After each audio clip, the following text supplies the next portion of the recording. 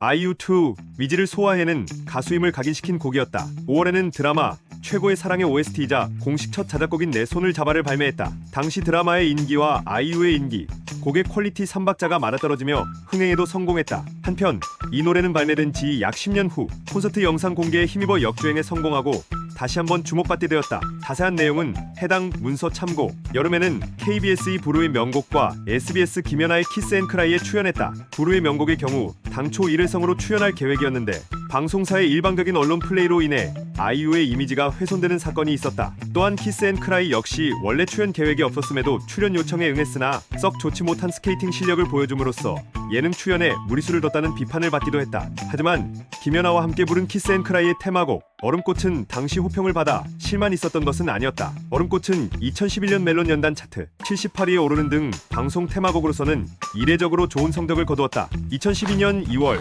동덕여자고등학교를 졸업했는데 당시 가수 생활에 매진하기 위해 대학교 진학을 포기했다. 이후 KBS의 김승우의 승승장구와 SBS 힐링캠프에서 공부를 못했기 때문에 대학교 진학을 못한 것이라고 언급했다. 다수의 대학교부터 특례 입학 제안을 받았지만 대학은 노력한 이들이 들어가는 것이다. 대학 생활을 제대로 할 수 없는 나는 입학하지 않겠다라는 개념 발언을 남기면서 엄청난 화제를 모았다. 당시에는 다수의 연예인들이 특례 입학을 통해 대학교 진학을 했는데 제대로 학교 생활을 하지 않아 대중들로부터 많은 비판을 받기도 했었다.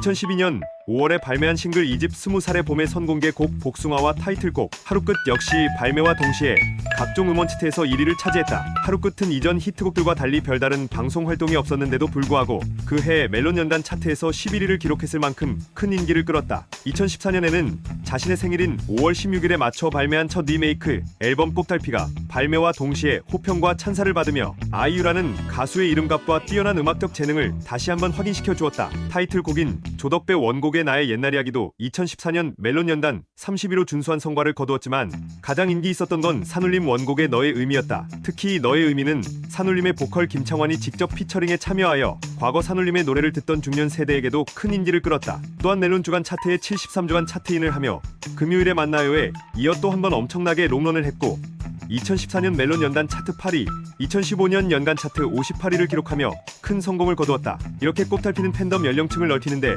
크게 기여한 앨범으로 평가받는다. 꽃달피 발매 직후에는 아이유 콘서트 사상 유일한 소극장 콘서트를 진행했다. 참고로 콘서트 시기가 세월호 사건 한 달 후였는데 아이유는 콘서트 수익금 전액을 세월호 유가족에게 전달했다. 그 외에도 2014년에는 다양한 콜라보 활동을 이어갔는데 특히 직접 작사 및 프로듀싱에 참여한 HIGH사와의 듀엣 곡 봄 사랑 벚꽃 말고가 엄청난 사랑을 받았다. 2014년 멜론 연단 차트 6위, 2015년 연간 차트 91위에 오르기도 했으며 이후 매년 봄마다 역주행을 하며 음원 차트에 진입하고 있어 버스커의 벚꽃 엔딩과 같이 봄 연금 곡으로 불린다. 울랄라 세션과 듀엣을 한 애타는 마음 역시 좋은 반응을 얻었고 그해 멜론 연간 차트 43위를 기록했다. 2015년에도 많은 활약을 펼쳤다. 2월에는 인스타그램 계정을 개설하여 팬들과의 소통을 시작했고 6월에는 KBS 드라마 프로듀사에서 신디 역으로 출연하여 한층 발전된 연기력을 보여주며 연기 활동에 대한 호평이 상승했다. 또한 해외 활동국을 중화권으로 전환한 아이유의 중화권 인기 상승 및 팬덤 구축에 큰 영향을 끼친 드라마이기도 하다.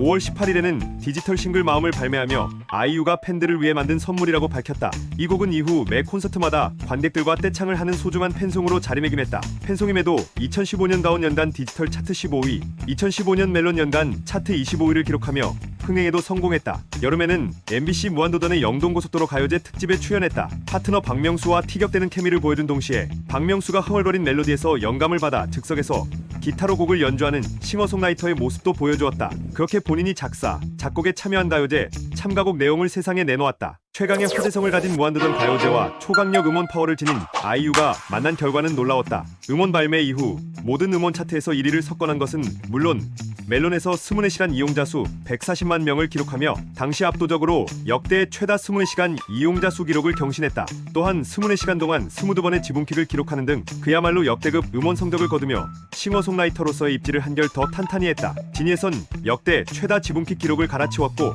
멜론에서도 87회의 지분킥을 기록하며 역대 지분킥 2위 기록을 경신했다. 2017년 봄 약 1년 5개월 만에 컴백 소식이 들려왔다. 각각 3월과 4월에 선공개된 밤편지와 오혁과의 듀엣곡인 사랑이 자를 통해 여전한 음원 파워를 보여주었고 2017년 4월 21일에는 정규 4집 팔레리를 발매했다. 타이틀곡인 팔레트로 간만에 음악방송에도 출연했다. 명실상부한 음원 튠의 재강림을 보여주었고 출중한 수상 실적도 남겼다. 2017년 가온 연간 디지털 차트에서 반편지가 2위를 차지한 것에 이어 팔레트는 7위, 사랑이 잘은 17위, 이 지금은 84위, 이런 엔딩은 90위를 기록하며 한 앨범에서 5곡을 연간 TOP 100에 진입시키는 진기록을 세웠다. 이렇게 엄청난 성적을 보여준 정규 4집 팔레트는 그해 제고의 멜론 뮤직 어워드에서 대상 중 하나인 올해의 앨범을 수상했고 같은 시상식에서 TOP 10과 송라이터상 역시 수상하며 총 3관왕을 기록했다. 또한 제32회 골든디스크 어워즈에서는 반편지로 디지털 음원 대상을 수상하며 한 앨범으로 2개의 대상을 품에 안았다. 두 번째로 본인이 직접 프로듀싱한 앨범 팔레트를 통해 아이유는 자전적인 음악을 이어가되 전작에 비해 좀 더 정갈하고 부드러운 메시지를 전달했고 가창력뿐 아니라 싱어송라이팅 능력으로도 대중과 평론가들에게 큰 호평을 받아 이후 믿고 듣는 국민 싱어송라이터로 거듭나게 된다. 특히 멜론 뮤직 어워드에서 전업 작사가가 아닌 싱어송라이터가 송라이터상을 수상한 것은 역대 최초였다. 2019년 11월 1일에는 앨범과 동명의 곡 러브 포음을 선공개곡으로 먼저 발매했다. 각종 음원 차트 1위 및 음악방송 1위를 차지한 것은 물론이고 무서운 논란 또한 보였다. 2019년부터 2020년, 2021년까지 3년 연속 가온 민 멜론 연단 차트에 진입했으며 멜론 주간 차트에서는 무려 91주간에 진입했다. 새 앨범인 미니 5집 러브 포음도 팬덤 내의 예상과는 달리 전국 콘서트 투어 도중인 11월 18일에 발매되었다. 역시 리스너들의 일관된 호평과 함께 수록곡 전곡을 차트 최상위권에 수일한 줄 세우기 시켰다. 타이틀곡 블루밍이 폭발적인 인기를 얻으며 음원 차트를 장기적으로 휩쓸었고 8년 전에 히트곡 너랑 나의 후속곡으로 나온 시간의 바깥 또한 큰 인기를 얻었다. 앨범에서 가장 짧게 차트인 한 곡이 가온 주간 디지털 차트에서 7주간 차트인했을 정도로 유례를 찾기 힘든 수준의 롱런 성과를 거뒀다. 그리고 두 타이틀곡 블루밍과 러브 포음은 음악방송 출연 없이도 각종 음악방송에서 1위를 휩쓸었다. 특히 음반 초동 판매량에서 엄청난 성과를 거두었는데 무려 14만 7천 장이라는 상상을 초월하는 수준의 호조를 보이며 당시 여성 솔로 가수 1위, 전체 솔로 가수 3위, 그룹 포함 전체 여성 가수 3위에 달하는 초동 판매량 기록을 세우면서 한껏 두터워진 팬덤을 자랑했다. 그렇게 2017년부터 2019년까지는 아이유의 위상이 또 한 번 높아진 시기가 되었다. 본인 이야기를 담은 앨범으로도 국민적인 사랑을 받을 수 있는 싱어송라이터로 자리매김한 점, 역대 음원 누적 1위를 따낸 후 여유롭게 유지하는 것뿐만 아니라 오히려 격차를 벌리고 있는 점, 이전까지 호불호가 갈렸던 연기 활동에서 압도적 호평을 받으며 본격 멀티 엔터테이너의 입지를 확보한 점, 이전과는 차원이 다른 수준의 콘서트 동원력과 음반 판매량을 보이며 거대 팬덤을 확보한 점, 그러면서도 일말의 논란거리가 생기지 않은 점 등 아쉬운 구석을 찾기 힘들 정도의 대단한 성과를 연달아내며 고공행진했다. 2020년 2월 15일에는 2011년에 발매한 최고의 사랑의 OST 내 손을 잡아 이후 약 9년 만에 드라마 OST에 참여했는데 뒤인 드라마 사랑의 불시착의 OST 마음을 드려요를 발매했다. 음원 발매 직후 멜론 실시간 차트 2위로 진입했는데 이는 차트 개편 이후 OST 사상 최고의 진입 성적이었다. 블루밍과 8 두 히트곡 사이에 발매되어 다소 주목을 덜 받은 감이 있으나 이 곡 역시 주요 음원 차트에서 엄청난 롱런을 보였고 2020년 멜론 연단 차트 13위 및 가온 연단 디지털 차트 15위를 기록했다. 5월 6일에는 방탄소년단의 슈가와 협업한 디지털 싱글 에잇을 발매했다. 이 곡은 멜론 진입 이용자 수 역대 1위, 멜론 24시간 이용자 수 역대 2위, 방송 음원 포함 역대 3위, 24시간 이내 역대 최다 지분킥 달성, 유튜브 뮤직비디오 24시간 조회수 1577만 뷰라는 가공할 만한 기록을 남겼고 음악자 채로도 크게 호평을 받아 주요 음원 차트에서 5, 6월 월간 차트 1위, 멜론 주간 차트 23주 연속 TOP 10을 기록하며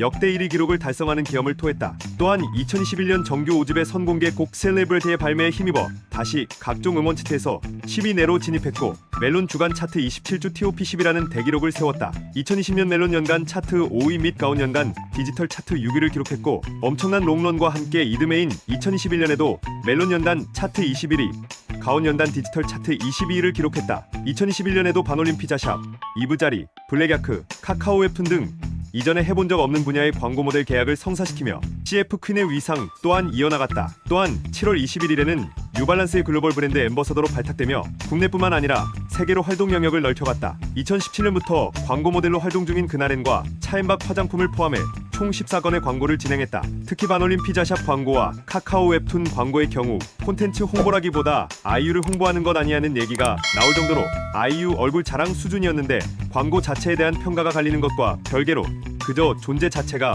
홍보수단이 되는 아이유의 인기를 단적으로 보여준 예로 볼 수 있다. 홍보 모델에 덕질하는 광고주 결국 2021년 올해의 브랜드 대상에서 2년 연속 여자 부문을 수상했고 여자 솔로 가수 부문 또한 수상하여 2관왕을 차지했다. 2021년 한국갤럽에서 실시한 주관식 설문조사에서 2021년 올해를 빛낸 가수 2위의 아이유가 2021년 올해의 가요 3위의 라일락 10위에 반편지가 올랐다. 2년 연속 올해를 빛낸 가수 2위에 올라 아이유의 여전한 저력을 확인할 수 있었고 특히 아이돌 그룹이 강세를 보이는 13, 18세에서도 2위를 기록하며 데뷔 14년 차라고는 믿기지 않는 10대의 지지를 보여주었다. 또한 2017년에 발매된 반편지가 2021년 올해의 가요 10위에 랭크되며 당시 엄청난 성과와 함께 큰 사랑을 받았음에도 5년째인 아직까지도 많은 대중들의 사랑과 관심을 받고 있음을 증명했다. 2021년 12월 29일 콘서트나 팬미팅에서 들려준 적은 있어도 그동안 공식적으로 발매되지 않았던 5곡의 미공개 자작곡들을 모아 조각집이라는 스페셜 앨범을 통해 발매했다. 실물 앨범이 없는 것은 물론 홍보나 음악방송 출연이 전혀 없는 앨범이었음에도 불구하고 타이틀곡인 겨울잠은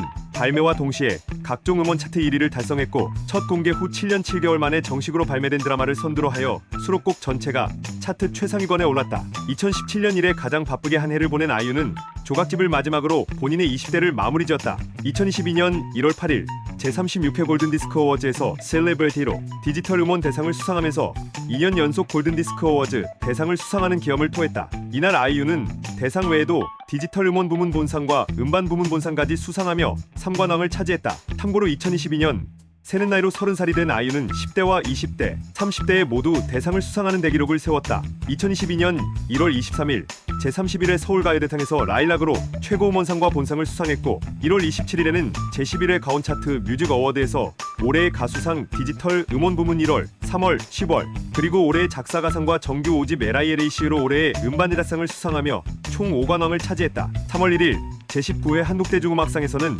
정규 5집 LILAC로 최우수 팝 음반을 수상했다. 남성 팬들은 건빵, 여성 팬들은 별사탕이라고 부르기도 한다. 이러한 용어가 만들어진 이유는 데뷔 초 아이유의 여성 팬들이 건빵 속에 별사탕만큼 적어서였다. 참고로 안티팬은 우유라고 하는데 그 이유는 건빵만 먹다 보면 목이 막히니까 우유를 한 모금씩 마셔줘야 밸런스 유지가 되기 때문이라고 한다. 무려 10년째 꾸준히 피크면에서도 롱런면에서도 최상의 음원 성적을 기록하고 있다. 음원 성적만이 가수를 평가하는 요소라고 보기는 힘들지만 2000년대 후반부터 음원 시장이 급격히 커졌기 때문에 음원 성적의 공신력은 상당하다. 그에 따라 가수들의 실적에 대한 대중적 판단은 1차적으로 음원으로 이뤄질 수밖에 없다. 디지털 음원 시장 활성화 이후 가요계 전체에서 음원이 가장 잘된 가수다. 해당 문단에 언급한 바와 같이 그룹과 솔로를 모두 포함하여 국내 음원 사이트 누적 스트리밍 및 다운로드 1위 가수이며 2010년대 멜론 연대 차트에서는 TOP10의 3곡, TOP100의 무려 11곡을 홀로 차지했다. 또한 가온 차트 집계 1의 가온 디지털 차트에서 1위를 가장 많이 기록한 가수는 아이유이며